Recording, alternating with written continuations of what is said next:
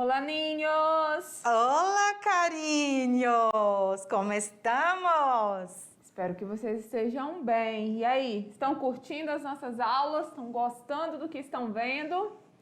Eu espero que vocês estejam ali, ó, firmes e fortes e curtindo muito as nossas aulas. E eu esqueci na aula 3 de falar que vocês deveriam o quê? Dar um joinha lá pra gente, né? Ela tá demais, gente. Ela tá demais. Nunca é tarde pra falar, é só voltar lá e dar um joinha. Ela tá terrível, terrível. Até desconheço.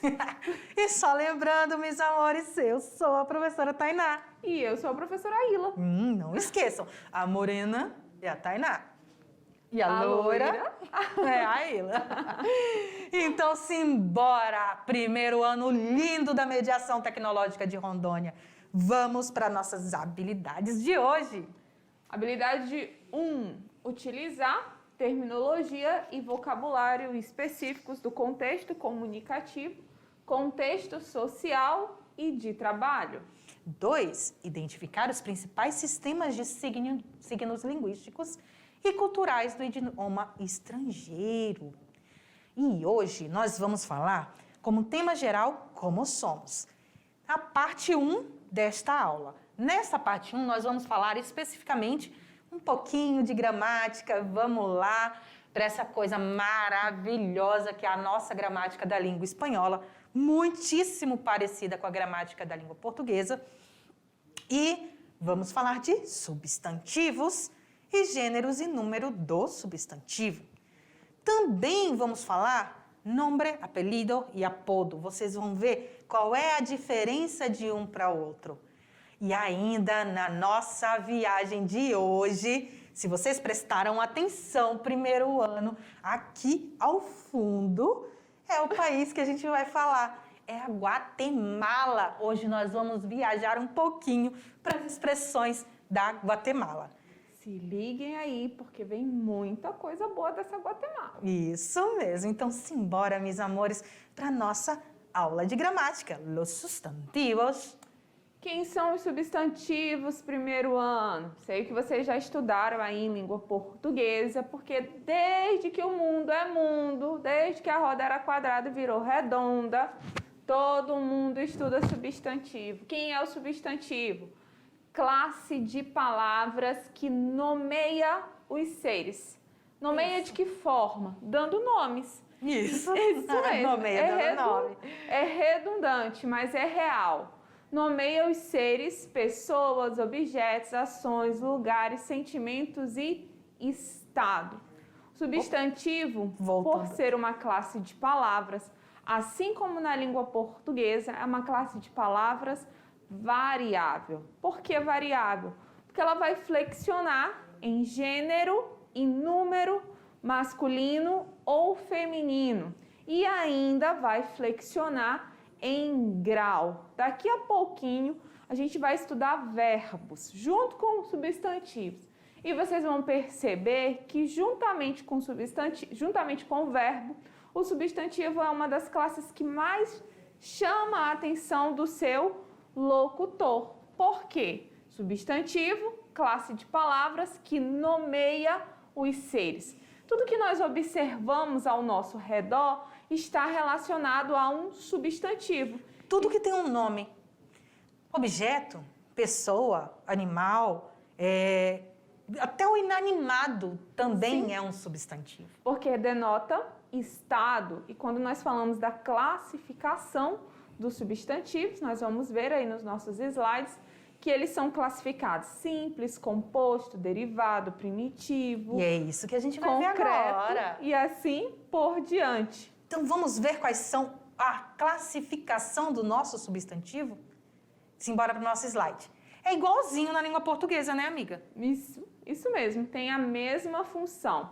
Eles são divididos em duplas. Eu tenho próprio e comum.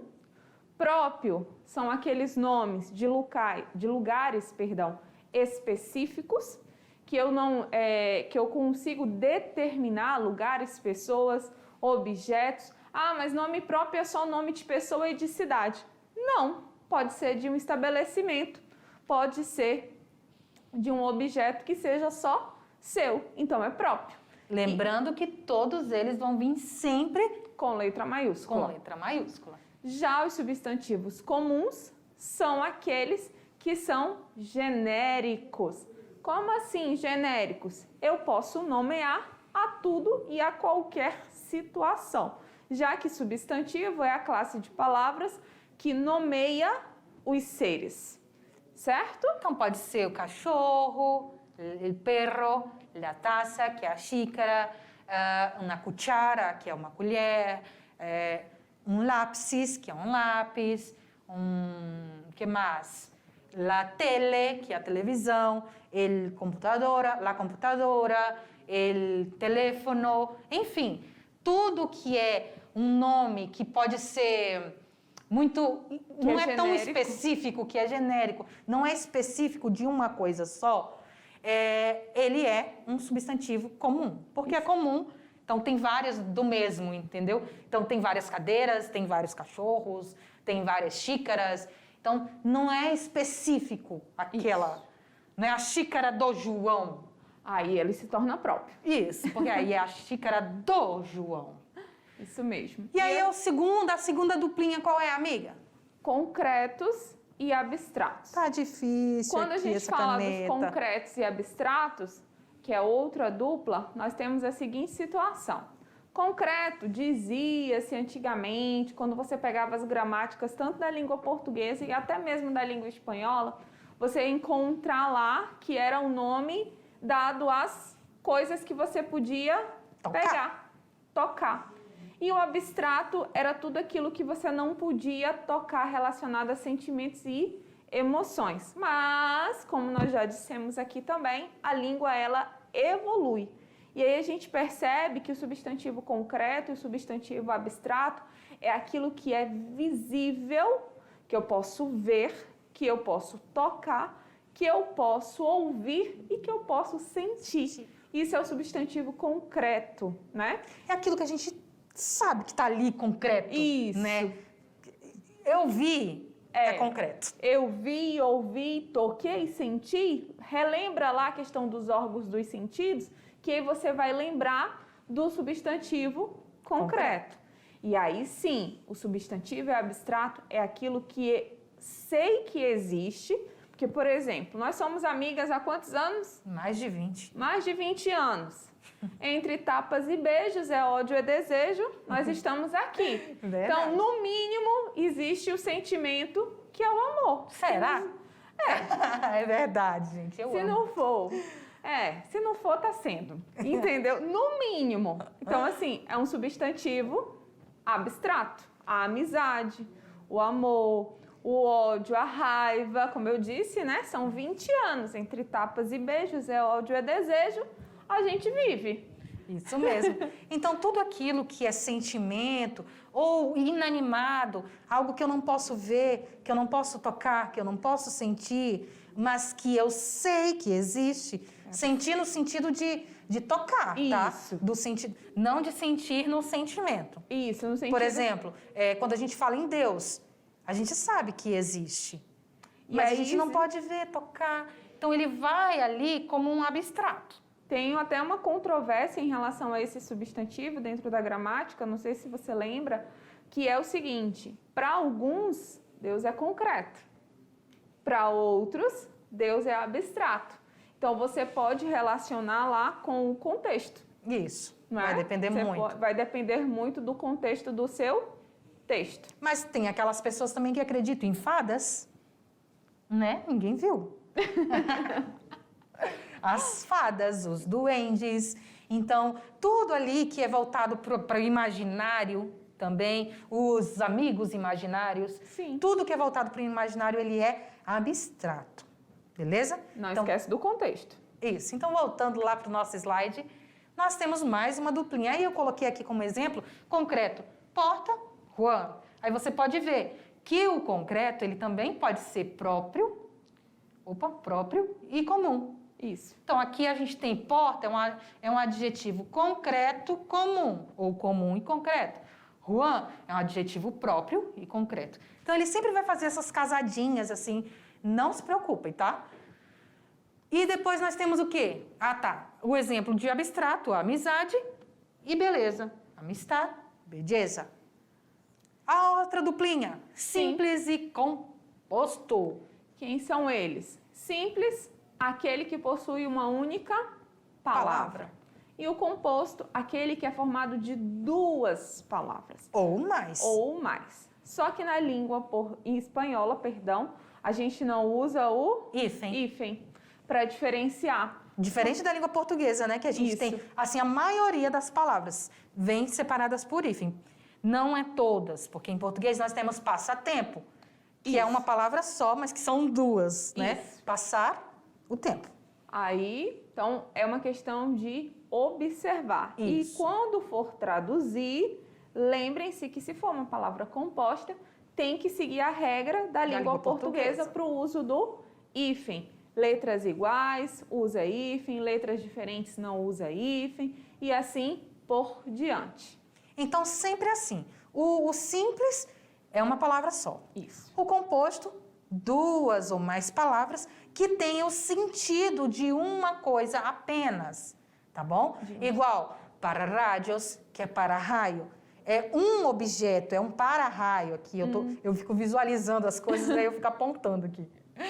Ou o guarda-chuva, em português, é um objeto, mas são duas palavras, né? Isso. Então, sempre é assim. O composto são duas ou mais palavras que vai denotar um objeto ou uma situação apenas. Justamente. E, para finalizar, nós temos também o primitivo e derivado e os primitivos e derivados primeiro. Que é outra dúvida, outra dupla. E aí o nosso coletivo fica por último, que ele é sozinho. Então, os primitivos e derivados. Os primitivos são aqueles que dão origem. Então, você pode pensar assim, o que é o primitivo? É o substantivo que dá a origem. Pedra, por exemplo, e pedreira é derivado. Que origem é essa? A origem de novas palavras, tá? Isso, de novas palavras. Porque é só lembrar, quando se fala de substantivo, a gente está falando de seres. Nomear os seres. Ou, em gramáticas da língua portuguesa, você ainda pode encontrar a seguinte terminologia, que é nomear as coisas. Mas era uma briga, por exemplo, minha com as gramáticas, porque eu não sou coisa e me nomeia.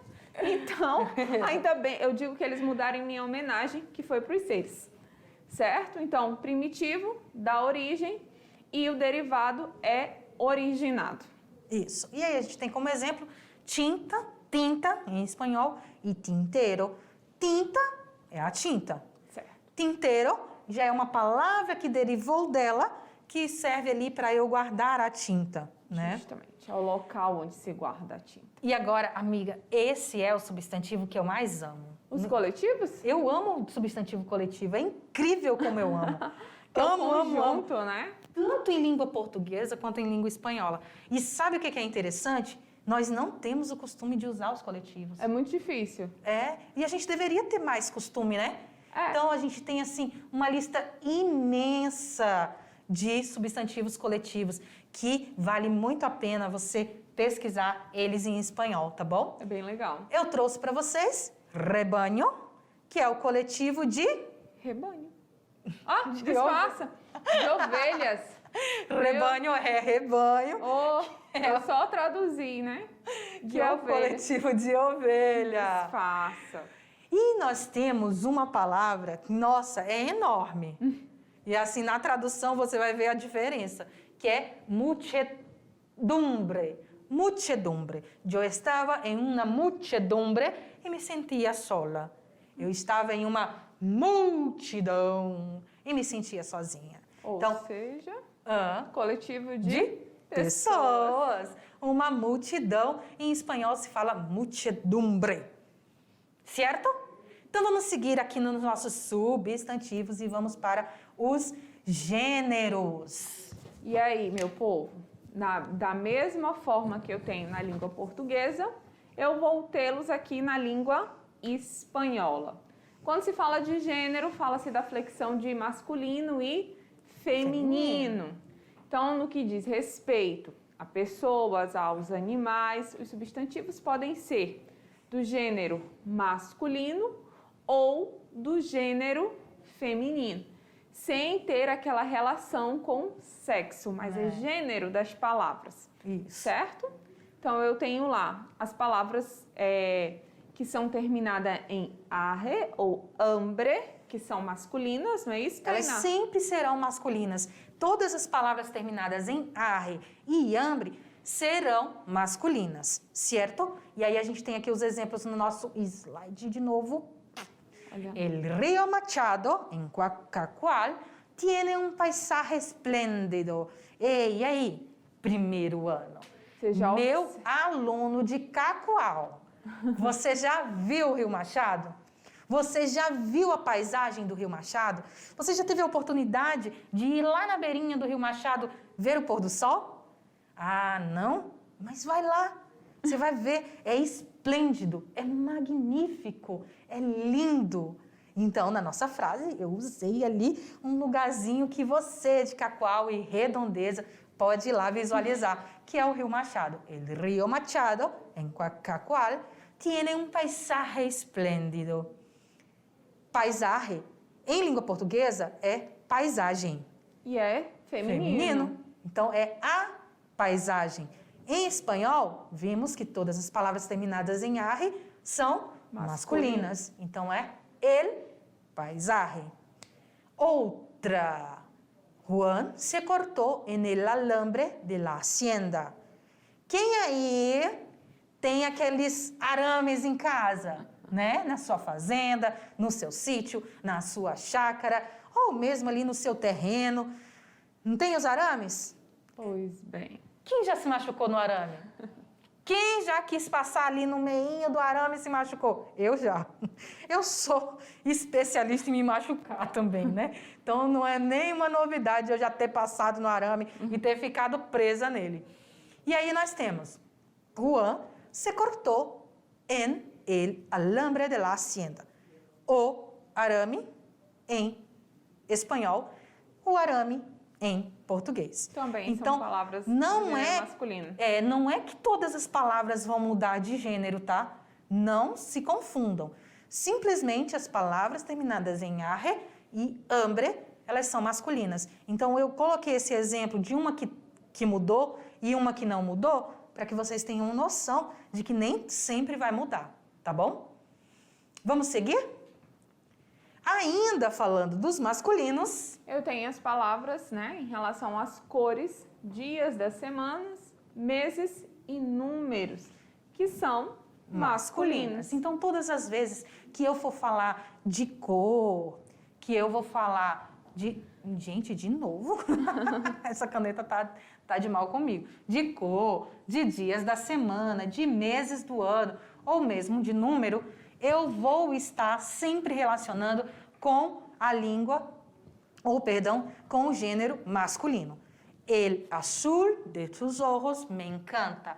O azul dos seus olhos me encanta. Todos los lunes voy a casa de mi novia. Todas as segundas-feiras vou à casa de minha noiva, de minha namorada. Viu aqui?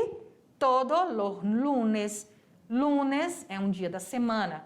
Todos os dias da semana são masculino. Mas, porém, contudo, todavia, entretanto, os dias da semana em língua portuguesa são o quê? Femininos. Então, quando eu for traduzir, quando eu for fazer esta diferenciação, eu tenho que lembrar que todo o contexto vai mudar. Então, a gente vai trabalhando ali a concordância nominal também, tá? Então, o nome é lunes, que é o nosso substantivo, e tudo vai estar relacionado a ele. Todos os lunes, todas as segundas. Certo? Próximo. El febrero es el mes del cumple de mi amiga. Será? Eu acho que sim. Não sei quem é. Ih, gente, é verdade. Fevereiro é o mês do aniversário da minha amiga. E quem será essa amiga, hein? Alguém por aí. É uma loira. É a minha versão loira. Então, em fevereiro, ou o fevereiro, é o mês do aniversário da minha amiga. Fala para eles da questão do artigo Isso. ali que a gente pode utilizar, que é o ele, que foi da aula anterior, que na tradução vocês podem utilizar o em de acordo com o contexto. Porque Isso. quando a gente faz a tradução, a gente utiliza as regras Da língua portuguesa. No caso da nossa língua portuguesa, a gente faz a adaptação de acordo com a língua portuguesa. Por isso que muitos erram na hora ali de traduzir, de contextualizar, porque querem traduzir igualzinho e aí Ao pé fica da sem letra. sentido. E aí que vai naquela questão que eu ainda não comentei com você, nem eu e nem a professora Ila, que é o seguinte: não vão traduzir tudo no Google Tradutor. Não, no momento que você coloca essa frase todinha no Google Tradutor, ele vai traduzir ao pé da letra. Ele não vai traduzir em fevereiro, ele vai traduzir o fevereiro, tá? Então, todas as sentenças, textos, você tem que sempre buscar concordar de acordo com a nossa língua portuguesa, na hora da tradução. Também procurar só as palavras que você não conhece, que você não consegue traduzir. Porque se você prestar atenção, você vai conseguir traduzir quase todo um texto sem precisar de ajuda de dicionário. É verdade, porque você vai pelo contexto, não é?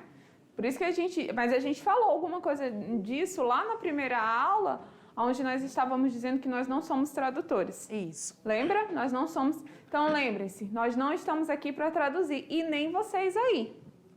Então, seguindo o nosso último exemplo, falando agora de número, lo mejor de los atletas es el cuarto. O melhor dos atletas é o quarto. É o número 4 lá, é o quarto da corrida, enfim.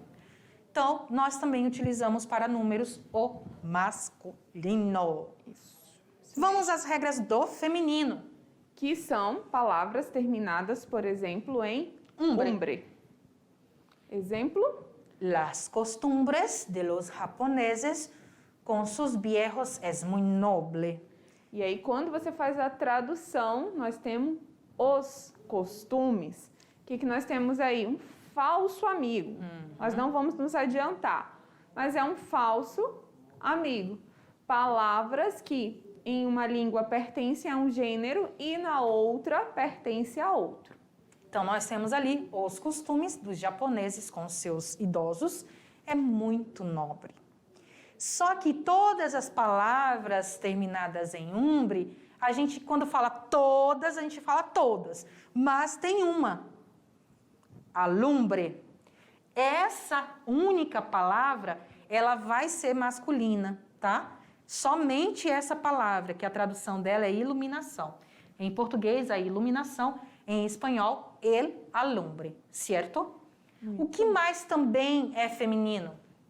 Todas as letras do alfabeto, como nós já dissemos aqui lá na primeira aula. Lembram lá? Lá, lá, B, lá, C. Então, todas as letras são femininas, diferente do português, que são masculinas. Outros exemplos?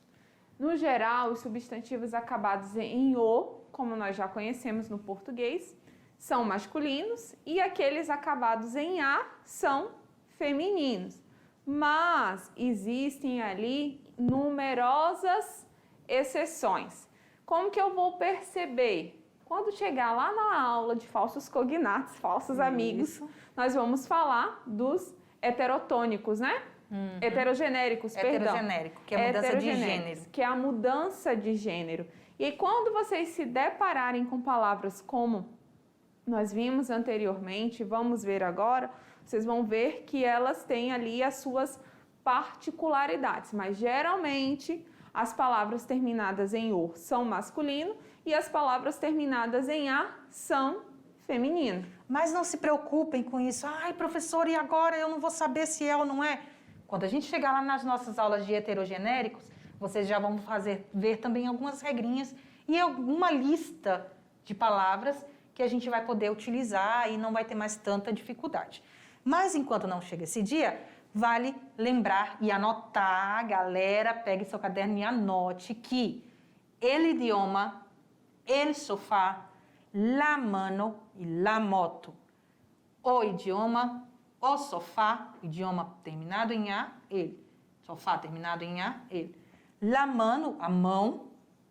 La moto, a moto. Só não esqueçam que é aquela situação que nós dissemos agorinha. O gênero não tem nada a ver com o sexo.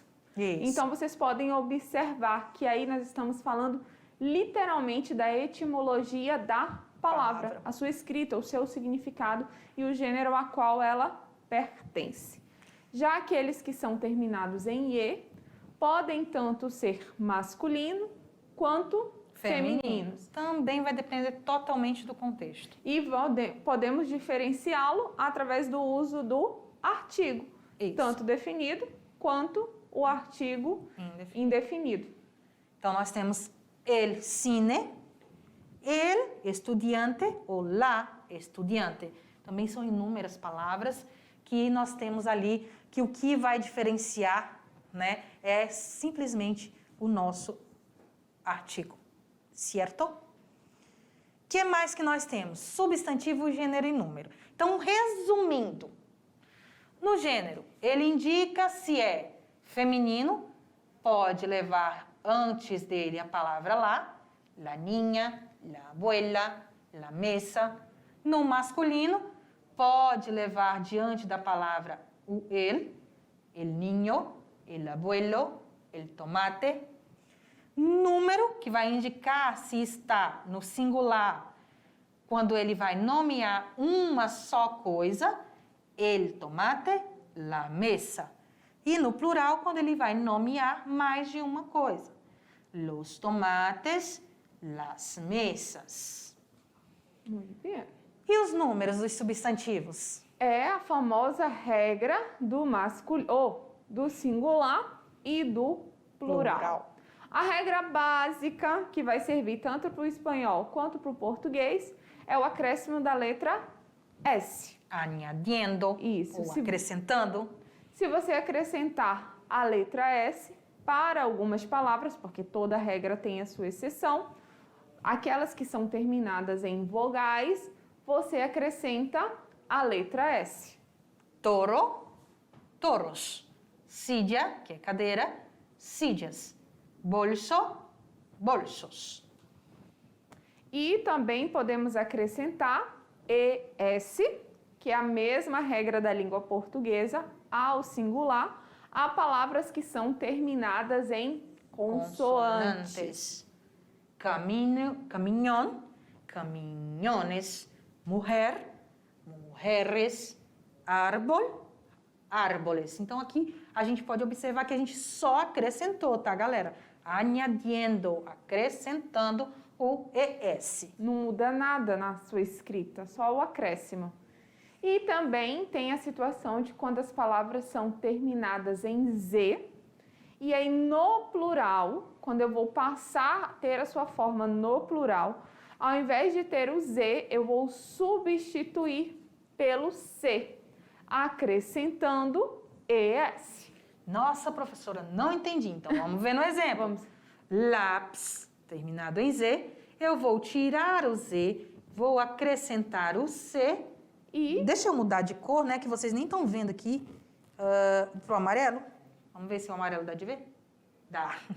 Então, deixa eu apagar de novo. Temos o Z aqui. Nós vamos tirar o Z, vamos acrescentar o C e o ES. Então, ao invés de ser lápis, o plural é lápses. Mesma coisa com peixe. Peixe, quem gosta de peixe aí? Eu amo. Eu amo não só comer, como eu gosto de pescar. Então, nós temos peixe, tem o C e o ES. Peces. A mim me gusta muchísimo los peces. a mim só comer. Eu gosto de pescar. Quem mais aí gosta de pescar? Olha Fala aí. pra mim que você gosta de pescar. Vamos marcar uma pescaria. Eu ia adorar pescar com vocês. Eu vou para comer.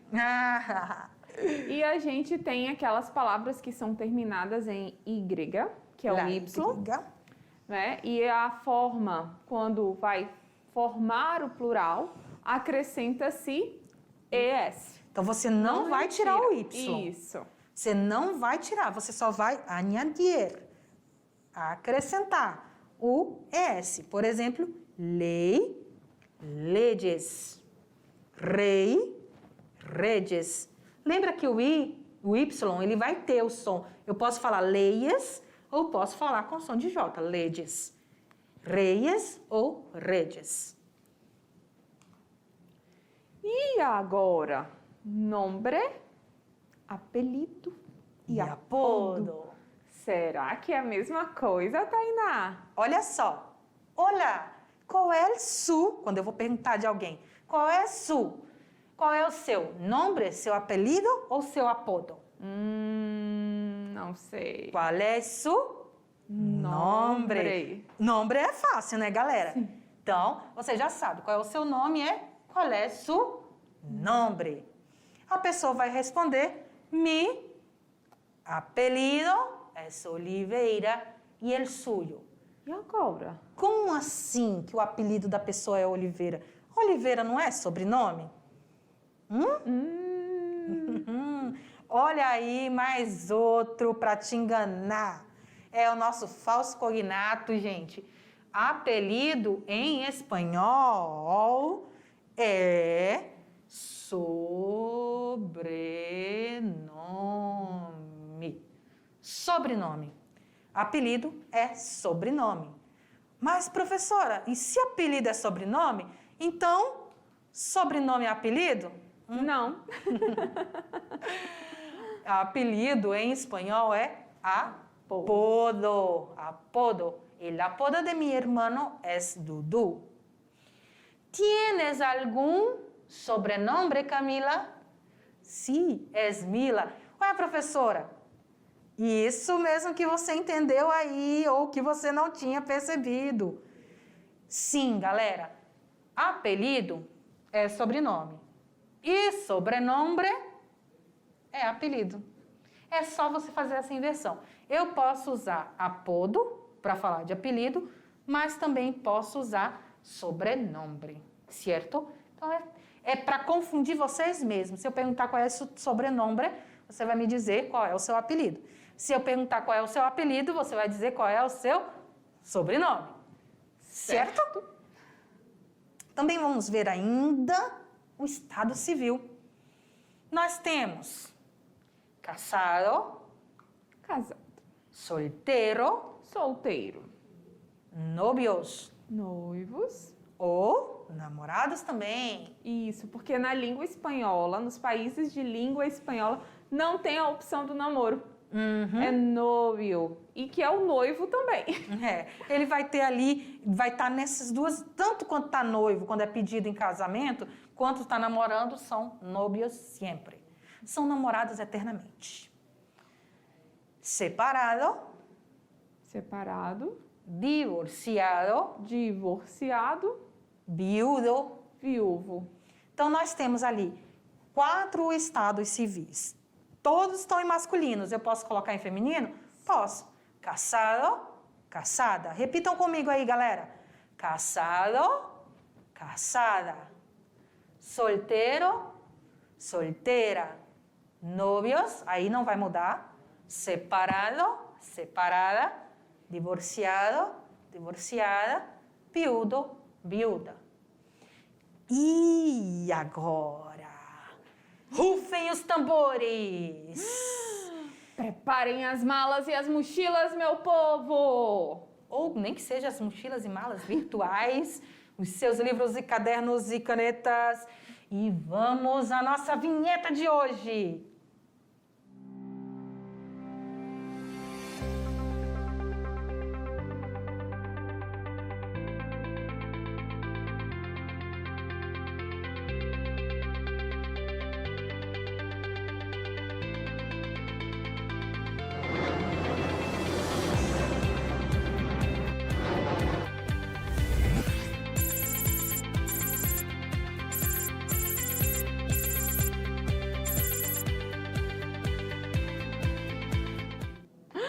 Vocês viram aí, gente? E aí, galera? Guatemala. Vamos para Guatemala. Como a gente falou no início, aqui o nosso fundinho do cenário hoje é a Guatemala. Esse é um dos pontos turísticos da cidade da Guatemala, que também o nome da capital é Cidade de Guatemala. Conhecida por falar 21 línguas. Línguas diferentes. Diferentes. Tem o espanhol como língua original, como oficial, o inglês, por ser a língua mundial, e mais outras tantas línguas indígenas, porque eles sofrem lá a influência dos maias em sua cultura. E eles não deixaram para lá isso. Como muitos países, isso é uma característica incrível, né, dos países latinos.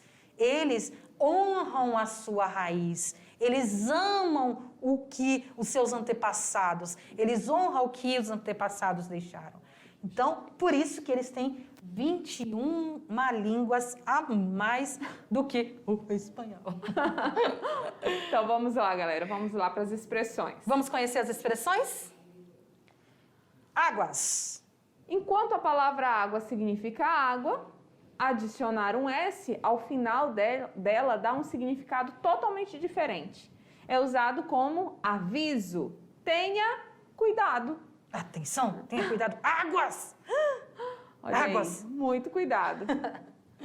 Serrote. Não é ceroto, tá? Não confunda com E nem serrote de serrar. Isso, nem ceroto, nem serrote. É uma palavra muito usada na Guatemala, dependendo de quem está dizendo e como pode significar coisas diferentes. Tradicionalmente, é usado de forma ofensiva, ou seja, pejorativa, né? É como chamar alguém de perdedor.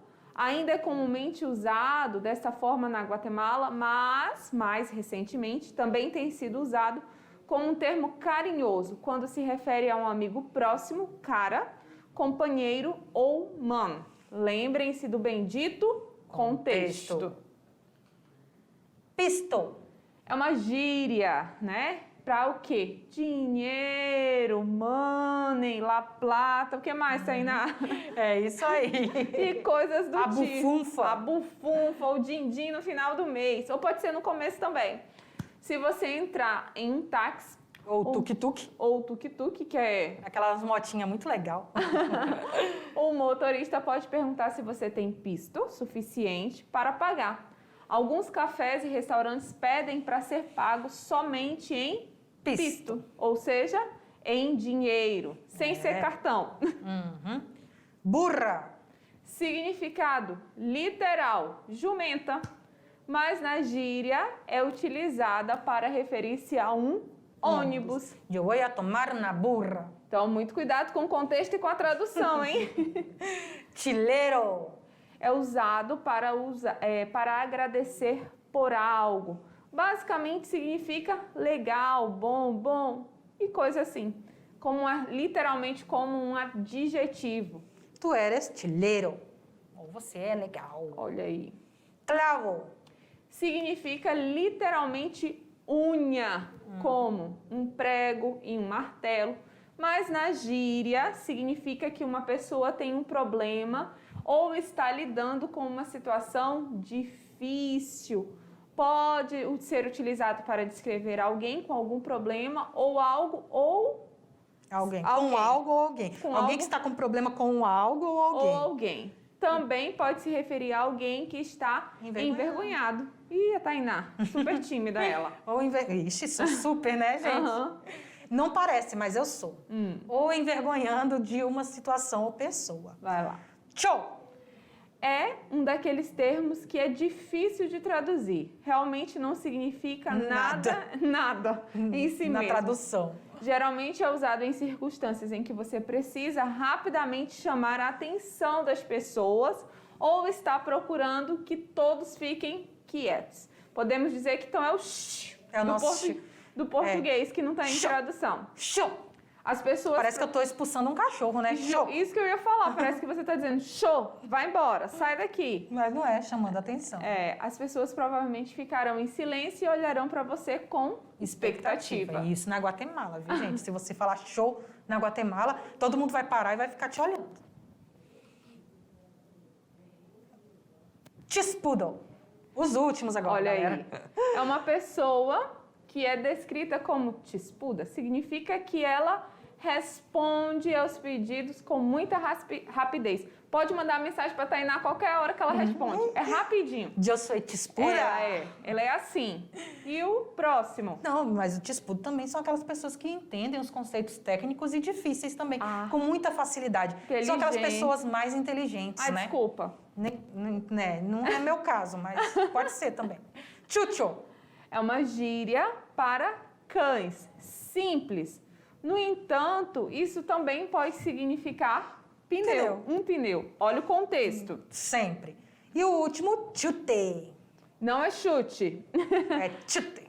Mas ele é usado para descrever uma pessoa que está interessada em coisas que não são da sua conta. A fofoqueira. Não é exatamente um insulto, mas é semelhante com alguém que é intrometido. Todo mundo deve conhecer alguém por aí assim. E aqui nós temos as nossas referências e dentro dela, de onde nós encontramos esses termos. E nos vemos, meus amores, daqui a pouquinho na nossa aula 4.2, que é a nossa aula de revisão, tá bom? E esperamos vocês lá, já estamos ansiosas e queremos ver como vocês conseguiram captar todas as mensagens de hoje. Tá bom, galera? Daqui a pouco a gente se vê. Tchau, tchau. Beijos!